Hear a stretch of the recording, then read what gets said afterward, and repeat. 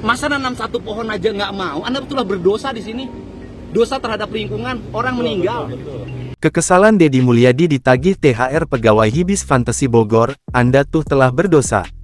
Gubernur Jawa Barat Deddy Mulyadi melimpahkan kesalahan pemilik Hibis Fantasi Puncak Bogor pada karyawan. Deddy Mulyadi menganggap para karyawan juga bersalah atas banjir yang terjadi di Jawa Barat beberapa pekan lalu. Hal itu diungkap KDM saat ditagih janji membayar gaji oleh karyawan Hibis Fantasi Puncak Bogor.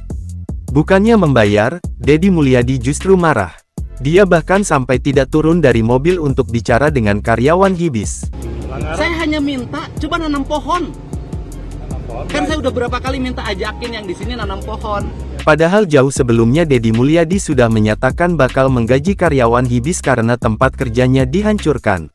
Diketahui bersama bahwa Hibis Fantasi Puncak Bogor merupakan milik PT Jaswita, perusahaan dari Badan Usaha Milik Daerah BUMD Pemerintah Provinsi Jawa Barat.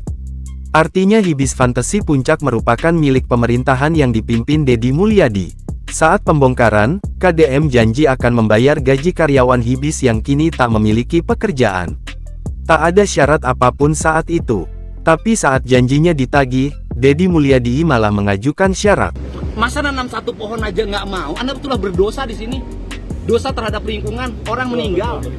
Kini, pria yang akrab disapa KDM itu tetap meminta nomor rekening mereka untuk diberikan THR.